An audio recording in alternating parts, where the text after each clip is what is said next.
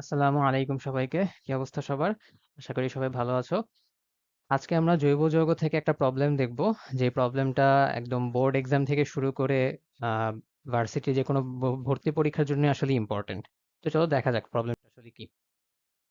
ওকে, so এই যে দেখো এই টাইপের কোশ্চেন যেগুলা যেখানে আসলে মাল্টিপল বিক্রিয়া থাকে এবং একেকটার সাথে আরেকটা বিক্রিয়া আসলে সংযোগ থাকে, কোরিলেট করা থাকে যে একটা বিক্রিয়া থেকে আরেকটা বিক্রিয়া হয়, তারপরে আরেকটা বিক্রিয়া থেকে আরেকটা বিক্রিয়া হয়। এরকম এই টাইপের কোশ্চেনগুলো কিন্তু দেখবা যে বিভিন্ন ভর্তি পরীক্ষায় প্রায় সময় আসে, ইভেন বোর্ড কোশ্চেনও এই টাইপের কোশ্চেন কিন্তু খুব বেশি আসতে দেখা যায় আর কি। সো এই টাইপের প্রবলেমগুলো তোমরা একটু ভালো মতো সলভ করে ট্রাই করবা। তো এই প্রবলেমটা দেখি, এই প্রবলেমে কি বলা হয়েছে যে পি যৌগের সাথে আহ ডাইলিউট HNO3 মানে লঘু HNO3 হচ্ছে যদি বিক্রিয়া করে A+B তৈরি করতেছে। আবার সেই একই পি যৌগ যদি পি যৌগের সাথে গাঢ় HNO3 বিক্রিয়া করে তাহলে একটা তীব্র অ্যাসিড ডি তৈরি হচ্ছে। তো এখানে এ আর বি এর পরিচয় কি বলা আছে যে এ আর বি হচ্ছে পরস্পরের সমাণু। এতে হচ্ছে অন্তঃআণবিক হাইড্রোজেন বন্ধন দেখা যায় আর বিতে হচ্ছে আন্তঃআণবিক হাইড্রোজেন বন্ধন দেখা যাচ্ছে। ওকে, আর কোশ্চেনটা হচ্ছে ডি যৌগে কতটি অক্সিজেন পরমাণু আছে। তাহলে আমাদের মেইন কনসার্ন হচ্ছে এই ডি যৌগটা নিয়ে। তো এখন ডি যৌগ তো আমরা জানি না, তাহলে ফার্স্ট কাজ হচ্ছে ডি যৌগটা বের করতে হবে। তাহলে ডি যৌগ বের করার আগে আমাদের আগে পি যৌগ বের করা লাগবে, কারণ যেহেতু পি থেকেই ডি আসতেছে। আবার দেখো পি যৌগটা কিভাবে বের করবো, এই যে প্রথম বিক্রিয়া যে এ আর বি আছে, এই এ আর বি থেকে আমাকে আগে পি যৌগটা বুঝতে হবে। বুঝা গেছে? তাহলে এখন জিনিসটা হচ্ছে যে বুঝবো কিভাবে যে পি যৌগ কিভাবে মানে কি হবে। তার জন্য দেখো এই যে এই একটা লাইন বলা আছে, এই দুইটা লাইন বলা আছে যে এ আর বি পরস্পরের সমাণু, আর এতে অন্তঃআণবিক হাইড্রোজেন বন্ধন, বিতে আন্তঃআণবিক হাইড্রোজেন বন্ধন আছে। আচ্ছা, তো যাদের বেনজিন বা বেনজিন না বলি, যদি বলি ফেনলের কথা স্পেশালি, যে ফেনল রিলেটেড বিক্রিয়াগুলো যাদের মনে আছে তাদের খুব সহজেই এই কোশ্চেনের অ্যান্সারটা ধরে ফেলার কথা। কারণ এই জৈব যৌগটা আর কিছু না, এটা হচ্ছে ফেনল। কিভাবে বুঝলাম ফেনল? কারণ ফেনল যখন এই ডাইলিউট HNO3 সাথে বিক্রিয়া করে তখন সে দুইটা যৌগ তৈরি করে। একটা হচ্ছে অর্থোনাইট্রোফেনল আর একটা হচ্ছে প্যারানাইট্রোফেনল। ফেনল আমি যদি একটু দেখাই, তাহলে ফেনল,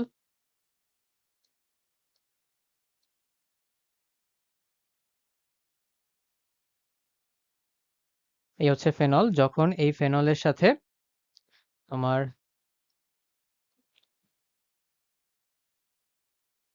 ডাইলিউট HNO3 বা লঘু HNO3 যখন বিক্রিয়া করবে তখন দুইটা যৌগ তৈরি করে। একটা হচ্ছে অর্থোনাইট্রোফেনল আর একটা হচ্ছে প্যারানাইট্রোফেনল। তাহলে এই ছিল হচ্ছে ফেনল। তাহলে বলেছি অর্থোনাইট্রোফেনল, তার মানে এই জায়গায় একটা NO2 থাকবে, নাইট্রোমূলকটা এই পজিশনে থাকবে, এটাকে বলা হচ্ছে অর্থোনাইট্রোফেনল। আরেকটা যৌগ তৈরি হবে সেটা হচ্ছে প্যারানাইট্রোফেনল, তার মানে প্যারা পজিশন, অর্থাৎ এই জায়গায় একটা NO2 মূলক থাকবে। ওকে, তাহলে এখন জিনিস খেয়াল করো যে যে বললো যে এ আর বি পরস্পরের সমাণু। হ্যাঁ ঠিক আছে, এ আর বি পরস্পরের সমাণু কারণ তাদের আণবিক সংকেত হচ্ছে একই। তারপরে কি বলছে, এতে অন্ত আণবিক হাইড্রোজেন বন্ধন। তাহলে দেখো এই যে যৌগটা, এই যৌগতে কি হবে, অন্ত আণবিক হাইড্রোজেন বন্ধন হবে। আর এই যৌগতে কি হবে, আন্ত আণবিক হাইড্রোজেন বন্ধন হবে। অন্ত আণবিক মানে কি, অন্ত আণবিক কথাটার মানে হচ্ছে যে ওই যৌগের ভিতরেই হাইড্রোজেন বন্ধনটা তৈরি হবে। ঠিক আছে, যেমন কি এই হাইড্রোজেনের সাথে এইখানে যে মানে এখানে তো দুটো অক্সিজেন আছে, তার মানে একটা অক্সিজেনের কি এখানে একটা বন্ধন তৈরি হবে।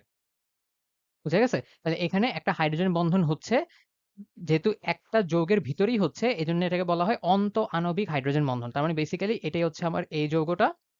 আর এখানে কি হচ্ছে বলছে, আন্ত আণবিক হাইড্রোজেন বন্ধন। তাহলে কি এখানে দেখো একই যৌগের মধ্যে কিন্তু হইতে পারবে না। পাশে যখন মনে করো যে লেটস সে পাশে যদি এরকম কোন একটা OH মূলক থাকে, বা ধরো কোন একটা যৌগ আছে, লেটস সে ধরলাম একটা ফেনলই আছে কথার কথা, যদি এরকম থাকে তাহলে কি হতে পারে, এই অক্সিজেনের সাথে এই হাইড্রোজেনের একটা বন্ধন হইতে পারে। তাহলে দেখো এই যৌগ থেকে অক্সিজেন আর এই যৌগ থেকে হাইড্রোজেন, তাহলে কি দুইটা ভিন্ন যৌগ থেকে একটা হাইড্রোজেন বন্ধন তৈরি হচ্ছে, তার মানে এটাকে বলবো তখন আন্ত আণবিক হাইড্রোজেন বন্ধন। ঠিক আছে, তার মানে বেসিক্যালি এই যে আমার যৌগটা প্যারানাইট্রোফেনল, এটা আসলে বি যৌগ। ক্লিয়ার? আচ্ছা, এখন আমাদের কাজ কি, যে আমরা তো পি পেয়ে গেছি, পিটা হচ্ছে কি ফেনল। এই যে এ আর বি থেকে বুঝতেছি যে পি হচ্ছে ফেনল হবে। তাহলে ফেনলের সাথে যখন কনসেন্ট্রেটেড HNO3 বিক্রিয়া করবে, যে ফেনল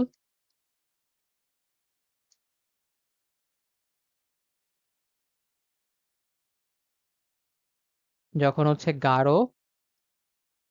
HNO3 বিক্রিয়া করবে, তাহলে যেটা তৈরি করবে সেটাকে বলা হয় পিক্রিক অ্যাসিড, এবং এটা একটা তীব্র একটা অ্যাসিড। তাহলে পিক্রিক অ্যাসিডের সংকেত কি, যে এখানে OH মূলক থাকবে আর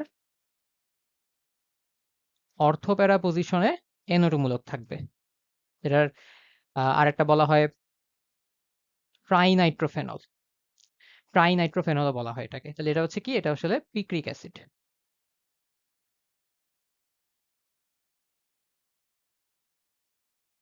এটাকে বলা হয় পিক্রিক অ্যাসিড। তাহলে এটা একটা তীব্র অ্যাসিড। ওকে, তাহলে এতটুকু আসলাম। এখন আমাকে বলছে ডি যৌগে কতটি অক্সিজেন পরমাণু আছে। তাহলে এটাই হচ্ছে আমার ডি যৌগ। তাহলে এটা যদি ডি যৌগ হয়, জাস্ট এখানে আমাকে কয়টা অক্সিজেন পরমাণু আছে সেটা কাউন্ট করতে হবে। এখানে ২টা, এখানে ২টা, এখানে ২টা, এখানে ১টা। টোটাল 7। তো 7 হচ্ছে আমাদের আনসার। যে টোটাল 7টা অক্সিজেন পরমাণু আছে। ঠিক আছে?